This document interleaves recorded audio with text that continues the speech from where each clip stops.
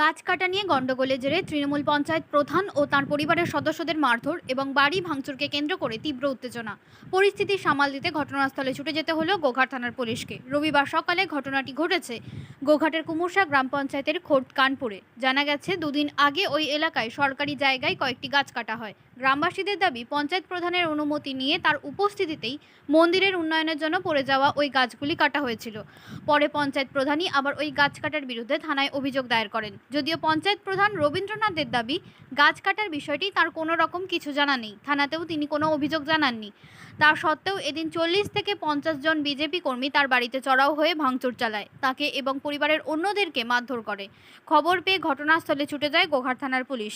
তারা বিষয়টি নিয়ে তদন্ত শুরু করেছে। যদিও এ বিষয়ে গোঘাটের বিজেপি বিধায়ক প্রশান্ত দিগার বলেন, এর সঙ্গে বিজেপির কোনো সম্পর্ক নেই। এটা তৃণমূলের গোষ্ঠীদ্বন্দ্বের ফলে কিছু ঘটে থাকতে পারে।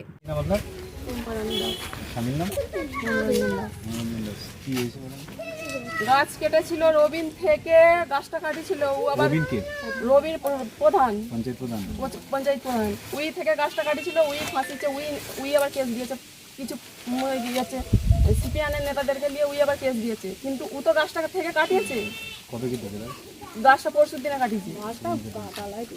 ও তো গাছটা পড়েছিল, 3টে গাছ পড়ে গেছিল, পড়ে থাকা গাছটা পুজো কমিটি এটা জ্বালন ফালন হয়ে যাবে কেন, মন্দির করার জন্য ওই গাছটা কেটে হয়ে যাবে, ওই জন্য সবাই থেকে পুরো দেশ পাড়া সব কমিটির ছেলেরা মিলে কাটানো হয়েছিল। মানে পুজো কমিটি থেকে ডিসিশন নিয়েছিল যে এটা করতে হবে, নষ্ট হয়ে যাচ্ছে, সবাই নিয়ে যে জ্বালন করে নিচ্ছে ধরে যাচ্ছে, নষ্ট হয়ে যাচ্ছে, তার জন্য ওইটা করেছিল। কিন্তু তাহলে ও তো থেকে বলেছে, ও তো পারমিশন করতে হবে না, গাছ কাটার পারমিশন দিলে তো পরে তাহলে সেটা ও তো জানে, তাহলে ও ফাঁসালো কেন, পারমিশনটাও দেয়নি, ও তাহলে নিজে নিজে তাহলে বললো কেন, ও দায়িত্বটা নিয়ে তাহলে কাটালো কেন, তাহলে ও আজকে ফাঁসালো কেন, তাহলে সার্টিফিকেট দিয়েছিল না, ও মুখেই বললো, মুখেই বলেছিল যে গাছ কেটে লো, কিচ্ছু হবে না, আমি এর দায়িত্বে আছি, তাহলে ও আজকে ফাঁসালো কেন, তাহলে কেটে নিয়ে সেটা ও তো করেছে, সেটা ওই তো ফাঁসি ভালো হলে তো ও তো জানবে, ও কাজীকে নিয়ে করেছে, সেটা ওকে টিপে তো ও তো জানবে, ও তো বলতে পারবে। এখানে যখন আলোচনা হয়েছিল বলছেন গ্রামের সবাই ছিল পুজো কমিটি, তাই তো? গাছটা হ্যাঁ, গাছটা যখন কেটেছে সে তার চুরি করে নে, যে কেটেছে সে তার চুরি করে নে, সবাইকে আমাদের আলোচনা ওরা বলতে চাইছে যে গাছটা কেটে আত্মসাৎ করবে, কিন্তু আত্মসাৎ হবে না, ওইটা মন্দিরটা তৈরি, ওইটা মন্দির তৈরি করার জন্য কাটা হয়েছিল গাছটা, সেই গাছটি কেটেছে। প্রধানকে তুলে নিয়েছে কেন তুলে নিয়েছে? ওই যে কেসটা করেছে, কি জন্য করলো, কেন করলো, তার কৈফিয়ত চাইবার জন্য এখানে ডেকে নিয়ে এসেছে। বাড়িতে যা হয়েছে ঘটনা ওইগুলো করা করবে, ওরা নিজেরা করেছে, ভিডিওটা দেখাবে, দেখো এইসব হয়েছে, আবার কি এইসব হয়েছে, ঠিক আছে।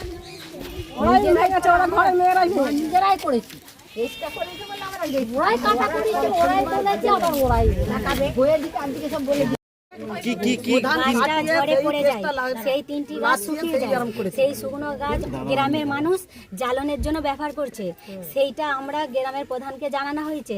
প্রধান ওই থাকাকালীন গাছটা হচ্ছে পুজো কমিটির জানাই, বলছে এটা একটা মন্দির করার একটা উদ্দেশ্য ছিল, সেই মন্দির করার জন্য তাহলে এই 3টি গাছ যে পড়ে গেছে, তাহলে শুকনো গাছ, এই গাছটা কাটিয়ে তাহলে বিক্রি করে তাহলে তোরা মন্দিরে কিছু কাজ যদি করাতে পারিস, এই ভেবে কাটানো হয়েছে। প্রধান থাকাকালীন গাছটা কাটা হয়েছে, কিন্তু প্রধান যেটি কাটিয়ে এখন যেটি অন্যদের ওপর দিয়ে ঘাড়ে যে দোষ চাপে যে চুরির কেসে ফেলে দিচ্ছে, নিরীহ ছেলেদিকে কেস দিচ্ছে, এইটা কি ঠিক করছে?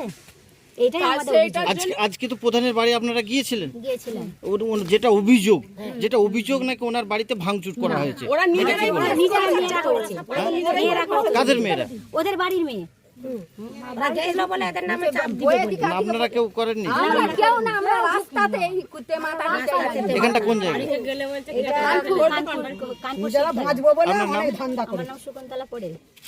গাছটা কবে কাটা হয়েছে? ব্যাপারটা হচ্ছে, আমি দুদিন কালে এমনি একদিন একটু বাচ্চাটা শরীর খারাপ বলে পঞ্চায়েত যেতে পারিনি, তো হঠাৎ শুনলাম যে আমাদের যে বুড়িপুর যে স্বাস্থ্যকেন্দ্র আছে তার পাশে কে বা কারা গাছ কেটেছে, সেটা কিন্তু আমার সত্যি অজানা, কারণ আমি দেখেছেন আপনাদের মাধ্যমে সবসময় বলে থাকি যে একটি গাছ একটি প্রাণ, কারণ যখন এখন বন সিজন চলছে, তাই তারপরে ওই কিছু গ্রামবাসী ক্ষুব্ধ মানে দুষ্কৃতির দল আমার ঘরে এসে ভাঙচুর করে, মাকে মারে, বাবাকে মারে, এইসব ব্যাপার কি বলবেন বলুন এইসব নিয়ে? কেন গ্রামের লোক কি বলছে, আপনি গাছ কেটেছেন? হ্যাঁ, না, গ্রামের লোক বলতে চাইছে যে ওনারা গাছ কেটেছে, আমি খবরটা থানায় জানিয়েছি, কারণ আমি এটা ব্যাপারটা কিছু জানতামই আমি। গাছগুলো কারা লাগিয়েছিল? গাছগুলো একটা বেনিফিশিয়ারি কমিটি ছিল, এটা হচ্ছে একটা সরকারি জায়গার মধ্যেই গাছগুলো আছে আর কি। এবারে কোনটা ডিমার্কেশন আমার নিজের জানা নেই, সেটা পরবর্তীতে যদি পারমিশনের মাধ্যমে হতো তাহলে আমরা জানতে পারতাম। পারমিশন হয়নি তাই তো? না, কোন জায়গায় গাছটা, কোন জায়গায়? ওই বুড়িপুর স্বাস্থ্যকেন্দ্রের পাশে। কতজন এসেছিল বাড়িতে? বাড়িতে এসেছিল 50 জন এসেছিল, মেয়ের মধ্যে তো মেয়েও 40-50 জন এসেছিল, আরো বেশি হবে। যদিও জানেন সরকার পাল্টেছে, সরকারে যারা আছে তারা কাজকর্ম করছে, যেহেতু আমি এখনো প্রধান আছি, ওনাদের যা কাজকর্ম হচ্ছে সঠিক নিয়ম অনুযায়ী আমার পঞ্চায়েতের প্রধান হিসেবে যেটা সই করার দরকার সেটা আমি করি। কি কি ভেঙেছে? ওই তো দেখতেই পাচ্ছেন, জানলা কাঁচ, মোবাইলটা ভেঙে জলে ফেলে দিয়েছে, গলায় একটা চেন ছিল সেটাও খুঁজে পাওয়া যাচ্ছে না, কিছুই পাচ্ছি না। সব আপনার স্ত্রীকেও মেরেছে?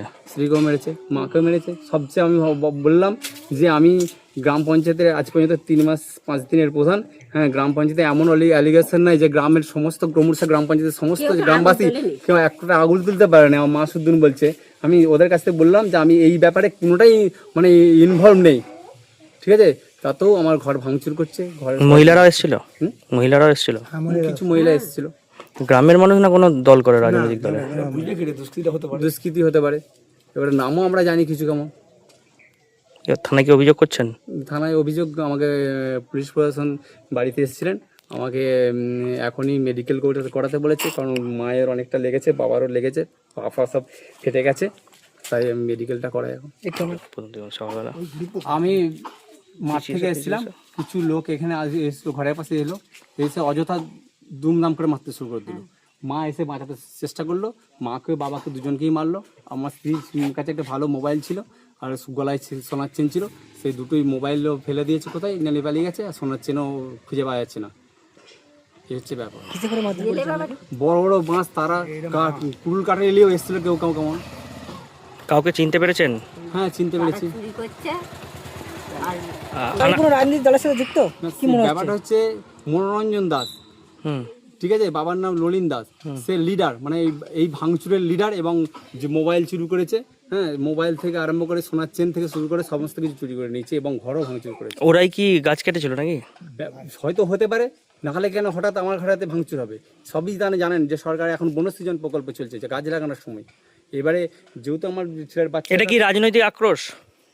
সেটা রাজনৈতিক আক্রোশ হতেও পারে, ঠিক আছে। ওদের অ্যাকচুয়ালি ওদের কোনো গোষ্ঠীদ্বন্দ্বের ফল, সেই ফলটা প্রধানকে। কোন গোষ্ঠীদ্বন্দ্ব? ওদের বিজেপির গোষ্ঠীদ্বন্দ্বের ফল, সেই ফলটা প্রধানকে ভোগ করতে হচ্ছে।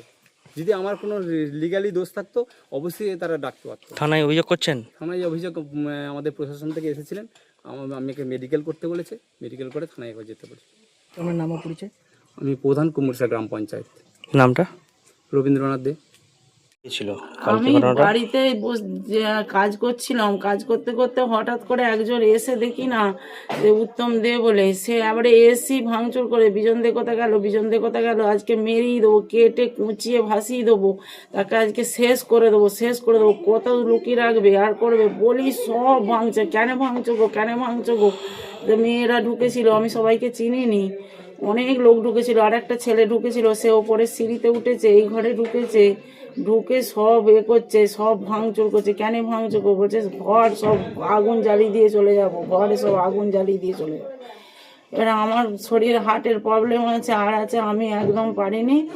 আর দিয়ে সেই করে আমি আবার ডাক্তারকে, ওরাই সবকে ফোন করেছিল জানিনি, এসে আমাকে স্যালাইন দিয়ে ইঞ্জেকশন দিয়ে গেছে। এই যে এতগুলো ইঞ্জেকশন দিয়েছে, কতগুলো, আর আমি কিছু বলতে পারবো না। কেন করেছে? শুধু শুধু কেউ ভাঙছে? আমরা জানিনি। আমরা কি তৃণমূল করেন? না, তৃণমূল করিনি, আমাদের ভাইপো ঘরের প্রধান।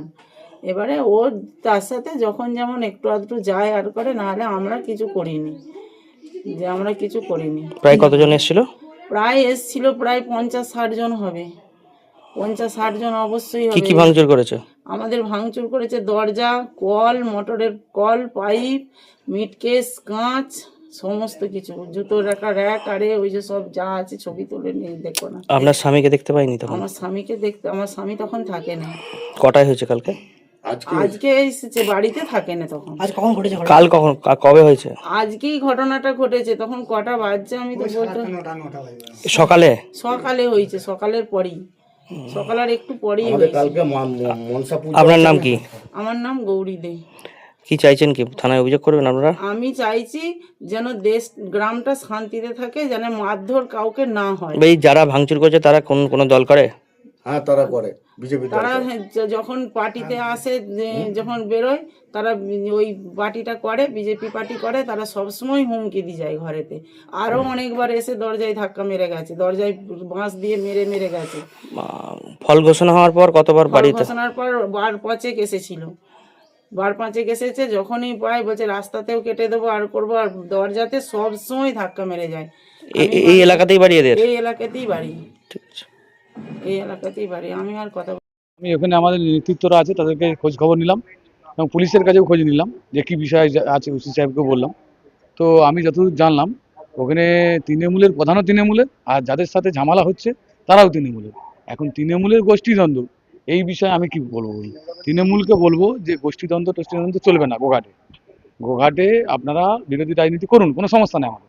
আমরা বিরোধী রাজনীতি করার পরিবেশ দিয়েছি, আপনারা করুন, আমাদের তাতে কোনো আপত্তি নেই। কিন্তু গোষ্ঠীদ্বন্দ্ব করে পার্শ্ববর্তী মানুষে ভীত সন্ত্রস্ত হয়ে যাবে, মানুষ এলাকায় শান্তি শৃঙ্খলা বিঘ্নিত হবে, এটা হবে না।